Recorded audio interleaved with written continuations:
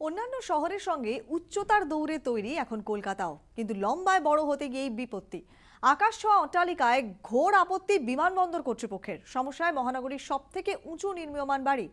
বিবাদ নিউ টাউনের একটি হোটেল নিয়েও।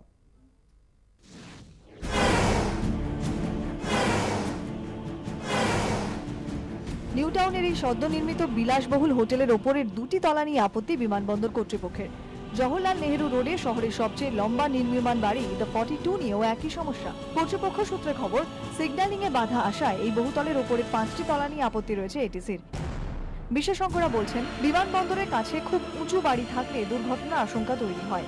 বহুতলে এটিসির রেডারের ফ্রিকোয়েন্সি বাধা পায়, ফলে বিমানের সঙ্গে যোগাযোগের সমস্যা হয়। রানওয়ে অ্যাপ্রোচিং এরিয়ার মাঝে বহুতল চলে এলে ল্যান্ডিং এ সমস্যা হতে পারে, ফলে বিমানবন্দরের আশেপাশের বহুতল নিয়ে সবসময় কর্তৃপক্ষকে ওয়াকিবহাল থাকতে হয়। মুম্বাইয়ের সবচেয়ে উঁচু বাড়ি 62 তলা, উচ্চতা 256 মিটার। জাতীয় রাজধানী অঞ্চলে উচ্চতম বহুতল গুরুগ্রামে, 51 তলা বাড়িটির উচ্চতা 178 মিটার। বেঙ্গালুরুর উচ্চতম বহুতল 46 তলা, উচ্চতা 153 মিটার। কলকাতার উচ্চতম বাড়ি দ্য 42, নির্মীয়মান 62 তলা এই বাড়ির উচ্চতা 260 মিটার। দ্য 42 নির্মাণকারী সংস্থার অবশ্য দাবি, তারা নিয়ম ভাঙেননি।